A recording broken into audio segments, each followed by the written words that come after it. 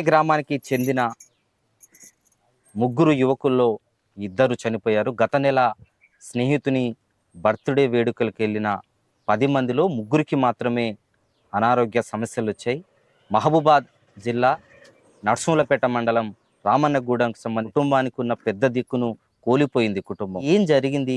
రహీం పాషా తర్వాత బర్త్డే వేడుకలకు పోయి వచ్చిన తర్వాత ఏం చెప్పాడు? అమ్మతో మాట్లాడదాం. అమ్మ, రహీం పాషా అందరితో పాటుగా బర్త్డే చేసుకున్నారు, ఉదయం వచ్చారు. ఎప్పుడు ఆరోగ్య సమస్యలు స్టార్ట్ అయింది? ఒక 5-6 రోజులకి అయింది. ఏమి నాకేం చెప్పలే. కామెలు లెక్క వచ్చినాయి. కళ్ళు పచ్చగా అయినాయి, ఒంటెలు పచ్చగా వచ్చినాయి.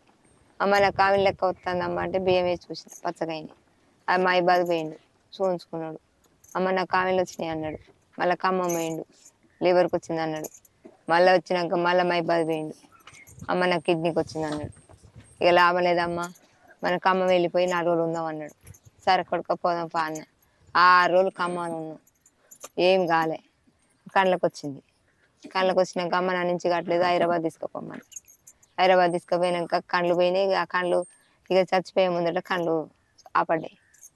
కొడుకు అయిపోయింది నాయన, నేనేం చెప్పను నాయన, నా కొడుకు నాకేం చెప్పలేదు. 10 మంది కలిసి తాగిరాట్రా మమ్మల్ని 10 మంది తాగిన కాదమ్మా, నేను మంది అనుకోలేదని చెప్పిండు.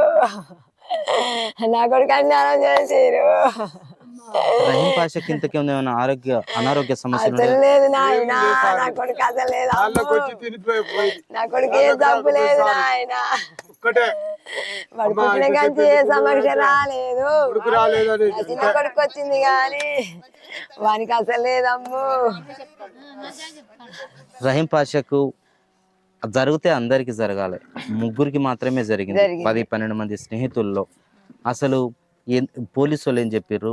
ప్రభుత్వం నుంచి కూడా చాలా మంది అధికారులు వచ్చారు, వాళ్ళ దగ్గర నుంచి ఏమైనా రిపోర్ట్ వచ్చిందా? ఏ రిపోర్ట్ రాలేదంటారు.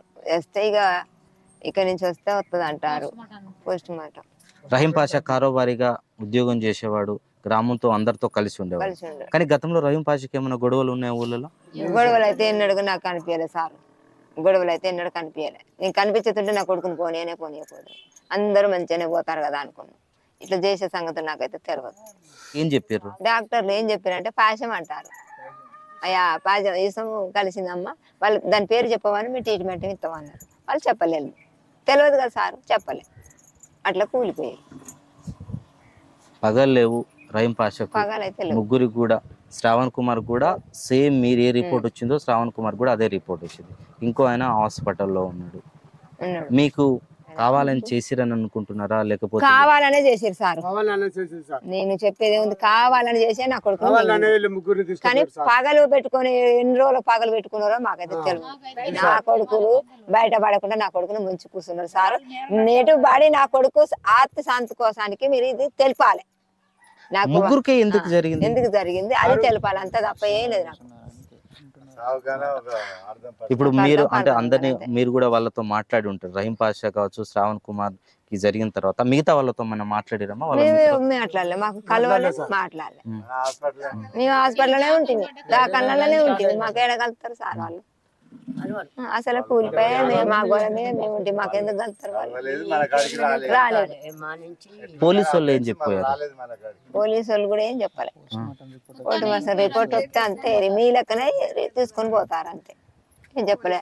ఆ రిపోర్ట్ వస్తే చెప్పగలుగుతాం అమ్మ అంటారు, వచ్చినాక చెప్పగలుగుతాం అంటారు. అది ఎలా ఏ రకంగా అవుతుందో అప్పుడు చెప్పగలుగుతాం అంటారు. గతంలో ఎప్పుడు కూడా వీళ్ళకు గొడవలు, మిగతా స్నేహితులకు వీళ్ళకు ఏం గొడవలు లేవు? గొడవలు లేవు. నేను ఈ ముగ్గురికి ఎట్లా అవుతుంది? అవునా కాదా? మీరు పతాంచుకోరాదు సార్. సైజు వాళ్ళు కూడా ఒక ప్రెస్ మీట్ పెట్టి చెప్పారు ఏంటంటే ఇది కల్తీ కళ్ళు కాదు, వాళ్ళకు అనారోగ్య సమస్యలు ఉన్నాయి అని చెప్పారు. రహీం పాషాకి ఏమన్నా అట్లాంటి సిచ్యువేషన్ లేదు? అస్సలు లేదు. నా కొడుకు అలాంటి సంబంధమే లేదు. అసలు జ్వరం అన్న వచ్చేది సంబంధమే లేదు దానికి. నేను చెప్తాను, వాడు నా కొడుకు ఎట్లా ఉన్నాడు, దూరం ఉన్నట్టు ఉన్నాడు. నా కొడుకు ఈ కొడుకు ఎక్కువ మాస బుగ్గలేసుడు టమ్మాలెక్కుడు కరెంట్ వేసుడు ఎన్ని పనులు నా కొడుకు ఎన్ని పనులు నా కొడుకు ఎలాంటి సంబంధమే లేదు అస్సలు లేదా నాకు ఆ కొడుకు నా కొడుకు అసలు సంబంధమే లేదు తెలుగు తల్లిగా ఇప్పుడు కుటుంబ పెద్ద దిక్కు కోల్పోయారు, కారోబారిగా ఉద్యోగం చేసేవారు.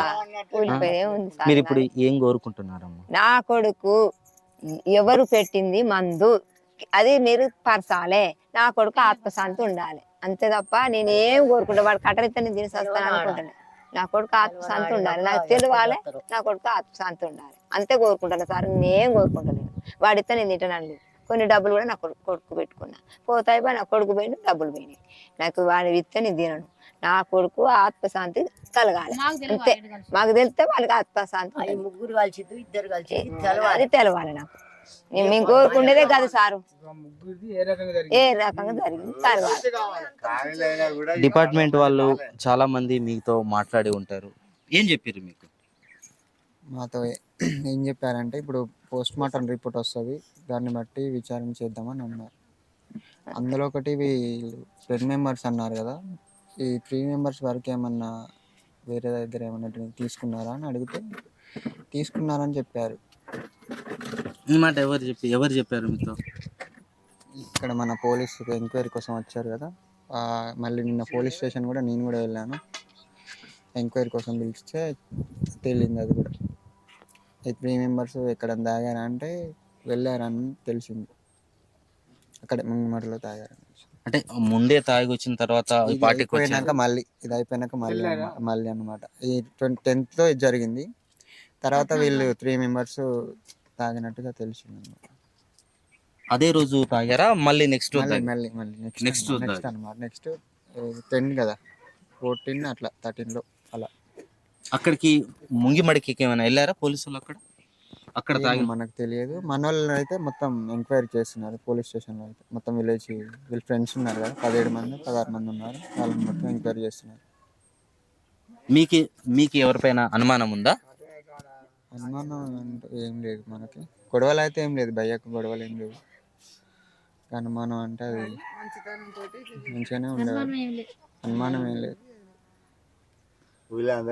ఇప్పుడు మీ అన్న కారోబారిగా ఉద్యోగం చేసేవాడు, మీకు కుటుంబానికి అన్ని ముందుండి నడిపించేవారు. ఇప్పుడు మీరు తమ్ముడిగా ఏం కోరుకుంటున్నారు ప్రభుత్వానికి?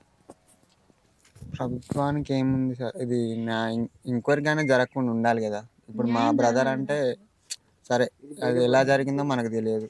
నెక్స్ట్ అన్న మనం నెక్స్ట్ ఒక వ్యక్తి ఆడ ఆల్రెడీ అడ్మిట్ అయ్యాడు, అపోలోలో ఉన్నారు. ఆయన కూడా ఆయననన్నా సేఫ్ చేయాలి కదా. సరే ఎలాగో అయిపోయింది అది బ్రదర్ది, అంటే దాని గురించి తెలుసుకోలేకపోయారు. ఇది పోస్ట్ మార్టం రిపోర్ట్ వచ్చినాక తెలుస్తుంది అన్నారు. నెక్స్ట్ వ్యక్తి కన్నా ఇలా జరగకుండా చూసుకోవాలనుకుంటున్నాను. ఇలా జరగకుండా అంటే విలేజ్లో అయినా జరగవచ్చు, ఎవడైనా పెట్టినో తెలియదు, ఇంకోసారి రిపీట్ కాకుండా ఉండాలని. రహీం పాషా కుటుంబం ఒకటే కోరుకుంటుంది, మా కొడుకులాగా మరో తల్లి కొడుకుని కోల్పోకూడదు. ఏం జరిగింది తేలాల్సిన అవసరం ఉంది. అదేవిధంగా ప్రభుత్వం మాకు ఇంటి పెద్ద దిక్కుని కోల్పోయాం. ఆ రహీం పాషా కారోబారిగా ఉద్యోగం చేస్తూ కుటుంబాన్ని పోషించేవాడు కాబట్టి ఎట్టి పరిస్థితుల్లో ప్రభుత్వం కూడా మా వైపు ఆలోచించి మాకు ఉపాధి కల్పన కనిపించాలి, మా కుటుంబాన్ని ఆదుకోవాలని కూడా రహీం పాషా కుటుంబం కోరుకుంటుంది.